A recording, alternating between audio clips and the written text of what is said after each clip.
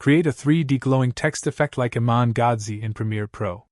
With the Type tool, click in the preview window and type a text. Now select the Selection tool and open up Essential Graphics panel. Change the text styles and click on these two buttons to center it horizontally and vertically. Now to add the glow to the text, hold down the Alt key and drag the text to the above track to duplicate it. In the Effects panel, search for Gaussian Blur and drag it into the bottom text. Select it and set blurriness to 80. Now select both text layers, right-click on one of them, and click Nest. Search for Basic 3D and drag it into the nested sequence in Timeline.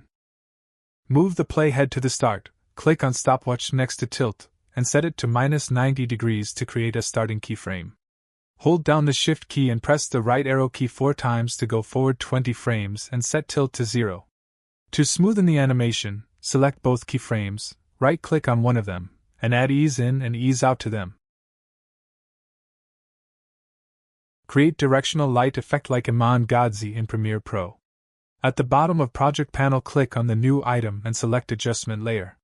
Drag the adjustment layer above your video in Timeline and adjust its duration. In the Effects panel, search for Lighting Effects and drag it into the adjustment layer. Select it, and in the Effect Controls panel, expand the Light one and set Light Type to Directional. Click on the rectangle mask and adjust the size and position of the mask until you have a shape similar to mine. Set Mask Feather to 100. Now we have it, but we can animate it so we have a nicer flickering light effect. Move the playhead to the start, click on Stopwatch next to Mask Opacity, and set it to 80 or a lower value based on your needs. Move the playhead a little forward and set it to 100. And do this process for the duration of the effect you want, or just copy and paste keyframes. Press the Enter key to render the video.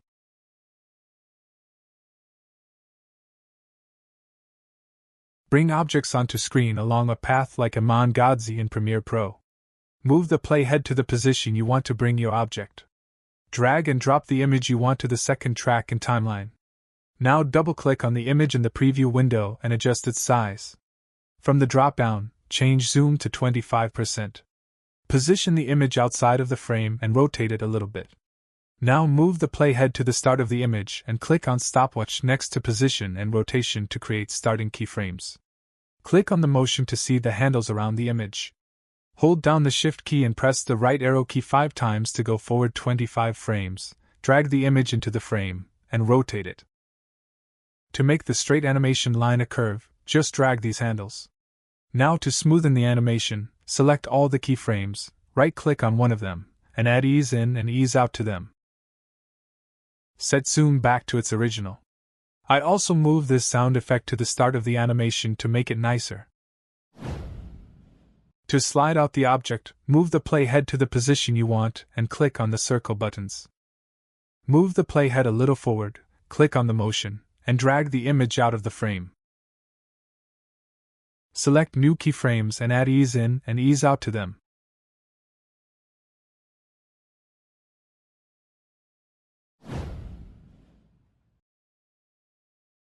Anyway guys, thanks for watching and I hope you found this useful.